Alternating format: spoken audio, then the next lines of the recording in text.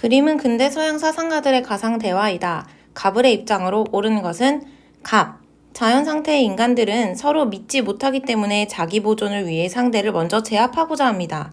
자신들을 위압하는 공통 권력이 없이 살아가는 한 그들은 전쟁 상태에 처하게 됩니다. 이런 전쟁 상태를 방지하기 위해 계약을 맺으면서 국가가 발생합니다. 갑 사상가는 홉스입니다.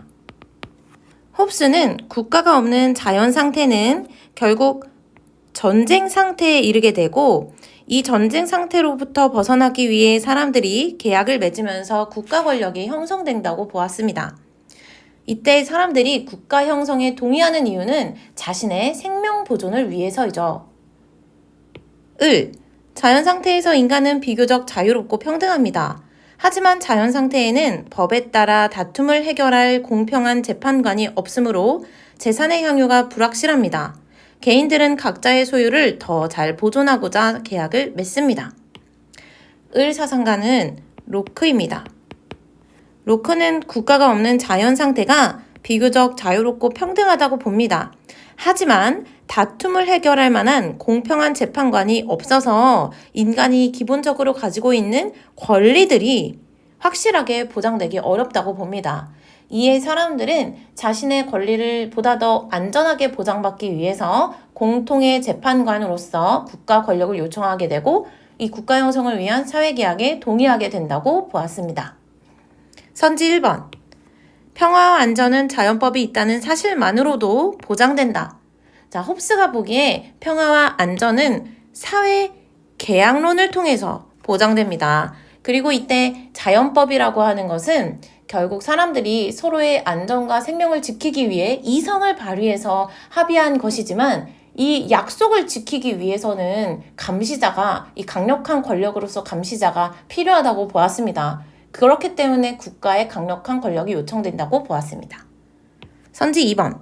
자연 상태의 인간은 자기 보존 욕구 때문에 이성을 지니지 못한다.